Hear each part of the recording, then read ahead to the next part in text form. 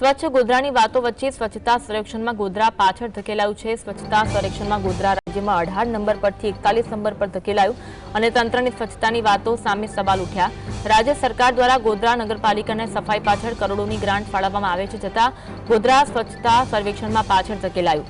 Door to door કચરા collection સહિતની કામગીરી યોગ્ય રીતે ન થતી હોવાથી ઠેર ઠેર ગંદકીના ઢગ જોવા મળ્યા છે। સ્વચ્છતા સર્વેક્ષણમાં હાલોલ, કાલોલ અને શહેરા કરતાં પણ ગોધરા વધારે ગંદુ હોવાનો ખુલાસો થયો છે। સ્વચ્છતા સર્વેક્ષણમાં ગોધરા પાછળ ધકેલાયું છે। 18મા ક્રમેથી 41મા ક્રમે ધકેલાયું છે અને ત્યાં ગંદકીના ઢગ પણ જોવા મળી રહ્યા છે। આજ અંગે વધુ વાત કરીશું। સમાચાર રવિ અમારી સાથે લાઈવ જોડાયા છે। રવિ, સ્વચ્છતામાં ગોધરાની વાતો થતી હતી કે ગોધરામાં સ્વચ્છતા છે, પરંતુ જે રીતે સર્વેક્ષણ હાથ ધરવામાં આવ્યું, સ્વચ્છતા સર્વેક્ષણમાં ગોધરા છે તે પાછળ ધકેલાયું છે। 18 નંબર પરથી 41 નંબર પર ધકેલાયું છે।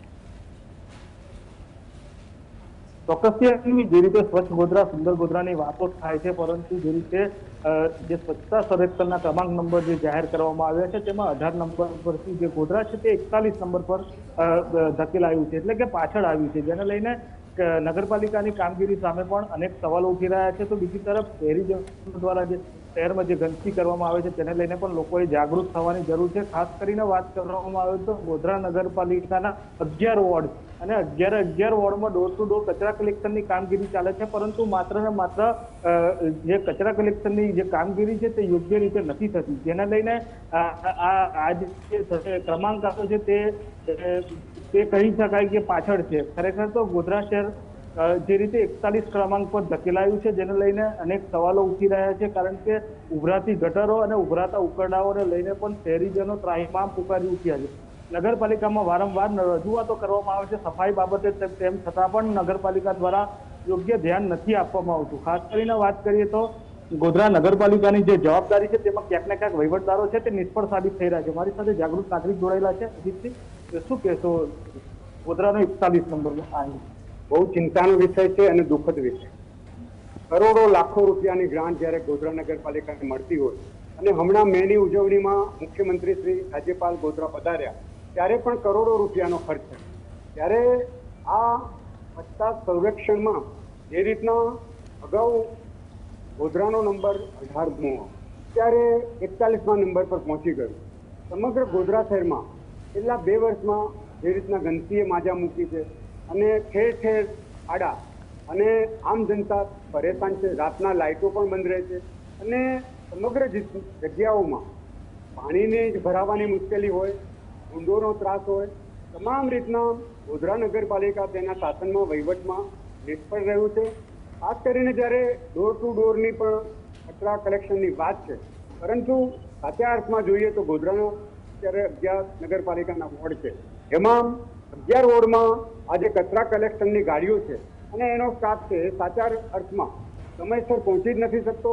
કોઈ જગ્યાએ અઠવાડિયે, કોઈ જગ્યાએ 3 દિવસે એ રીતના આ સ્ટાફ જાય છે અને કચરા કલેક્શન કરે છે, એને કારણે નાગરિકો અને રહીશો ત્યાં ઠેર ઠેર કચરો નાખી દે છે અને એ પણ દુઃખદ અને ચિંતાનો વિષય છે। નાગરિકોએ પણ જાગૃત થવાની જરૂર છે કે કચરા કલેક્શન કરી અથવા રજૂઆત કરીએ અને આંદોલન સ્વરૂપે પણ નીકળવું જોઈએ, તો જ આ ગોધરાની નગરપાલિકાનું જે ખાડે ગયેલું તંત્ર છે એ પાટે ચડશે। સમગ્ર ગોધરા નગરપાલિકામાં છેલ્લા કેટલાય સમયથી જે ગંદકીએ માજા મૂકી છે, ખાસ કરીને રોડનો જે પ્રશ્ન છે એનાથી આમ જનતાના અત્યારે હેરાન પરેશાન છે અને જે અકસ્માતો થાય છે અને ટ્રાફિકની સમસ્યાઓ એ રીતે સર્જાય છે, એનાથી સમગ્ર ગોધરાની પ્રજાજનો, નાગરિકો હેરાન પરેશાન અને દુઃખી છે।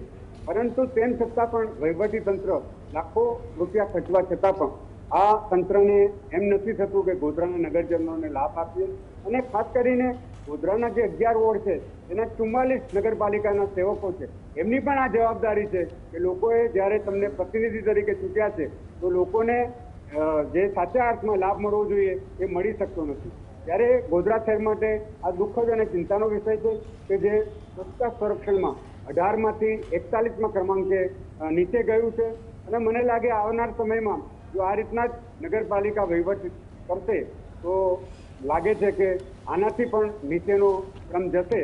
પરંતુ આ બાબતે ખરેખર ગોધરાના વહીવટીતંત્રએ લોકોને લાભ આપવા માટે જાગૃત થવું જોઈએ અને આ માટે ત્વરિત પગલાં ભરી અને જેવી સમસ્યાઓ છે એની નિરાકરણ કરી અને લોકોને લાભ આપવો જોઈએ.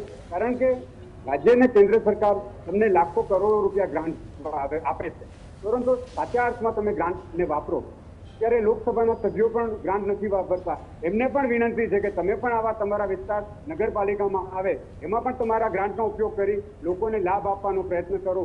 નહીં તો આવનાર સમયમાં જે નગરજનોનો આક્રોશ અને મોરબીના કેટલી જગ્યાએ છે એ ગોધરામાં પણ આ ફાટી નીકળવાની પૂરતી શક્યતાઓ દેખાઈ રહી છે. ચોક્કસથી રાજ્ય સરકાર દ્વારા કરોડો રૂપિયાની સ્વચ્છતા પાછળ ગ્રાન્ટની ફાળવણી કરવામાં આવે છે, પરંતુ ક્યાંક ને ક્યાંક વહીવટદારો યોગ્ય રીતે તેને વાપરવામાં ક્યાંક ને ક્યાંક નિષ્ફળ સાબિત થઈ રહ્યા છે. ગોધરામાં જે રીતે ઉભરાતી ગટરો અને ઉભરાતા ઉકરડાઓને લઈને લોકો ત્રાહિમામ છે.